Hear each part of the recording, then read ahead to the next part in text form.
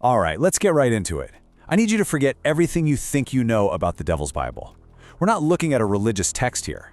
Our analysis confirms this is a declassified technical manual, and it's dangerous. Let's start in 1648. The Swedish army storms Prague and takes the Codex Gigas. Now you need to understand, this wasn't some random act of looting. No, this was a targeted intelligence operation. Their mission was to acquire a specific piece of technology. And for centuries after, certain factions with access to this manual, they knew exactly what they had. This wasn't a piece of art to them. They understood they were in possession of a schematic, a blueprint for something that is absolutely not from this world. But the most critical part of that schematic is gone. Those 8 pages that were torn out, they weren't just lost, they were deliberately removed. They don't contain some silly prayer, they contain operational data, the exact acoustic frequencies you would need for interdimensional transit. And here's the kicker. Our sources are confirming that clandestine projects have already begun broadcasting those frequencies.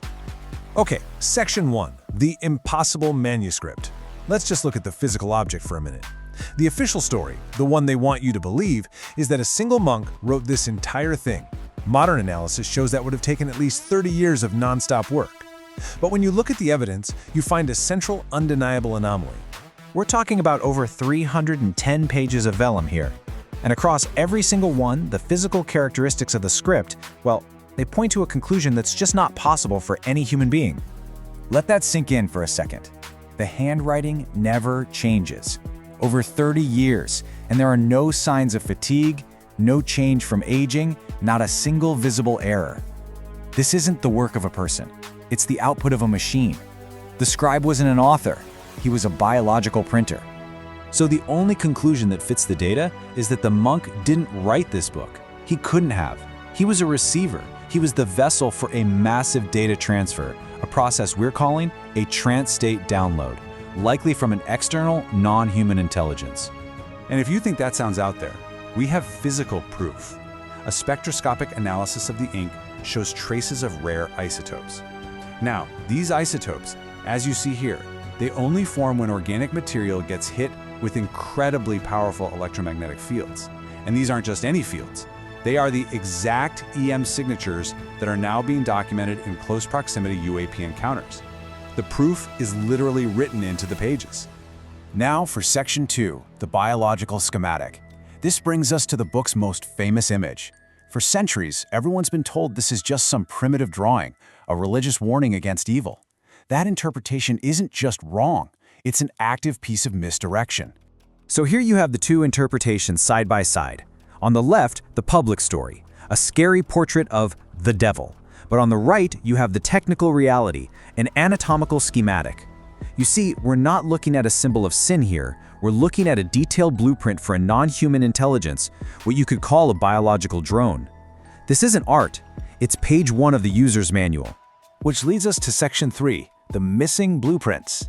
Now we get to the most critical part of this whole thing, those 8 pages that were cut out right after the NHI schematic. Their removal wasn't about censoring religion, it was an act of technical classification. They took out the instructions. So why? Why were these pages removed? The cover story is that they contained a prayer to Satan. It's convenient, isn't it? A primitive explanation designed to make people stop asking questions. The truth, of course, is far more practical and a hell of a lot more dangerous. Our analysis, based on forensic traces left in the book's binding, indicates these pages contained the functional data.